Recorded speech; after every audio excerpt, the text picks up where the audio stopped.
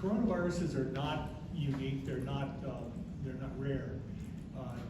If you have a cat, you take your cat to the vet every 2 years and you get vaccinated for coronavirus infection. If you have children, you probably have had a respiratory coronavirus infection in the family. They're unique in that they're, for the most part, fairly harmless.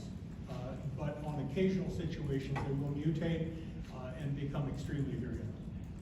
Your cat is vaccinated not because of the mild coronavirus that he carries, or she carries, but because that can mutate to something called feline infectious peritonitis that will kill the cat in 10 days. And so you have kind of a dichotomy between the very mild disease and the very serious disease.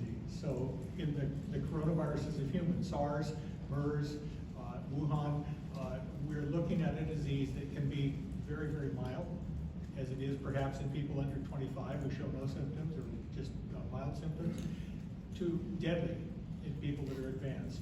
I think another factor that should be considered is smoking as an issue and respiratory compromise because of smoking. In China, the respiratory rate, the smoking is very high, the rate of smokers.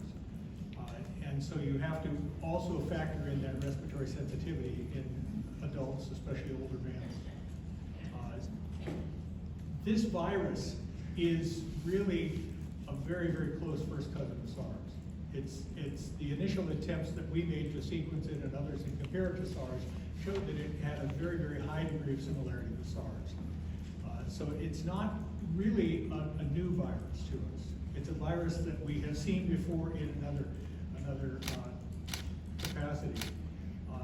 When we looked at SARS, one of the things that we saw during the course of the epidemic, which lasted about 6 months, was that the virus changed in time.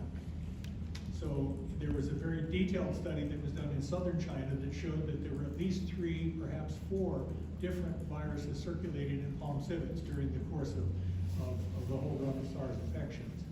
And so you see a virus that is not just a stationary target, but it's a moving target. And those changes have to be considered when you consider the virulence of the virus.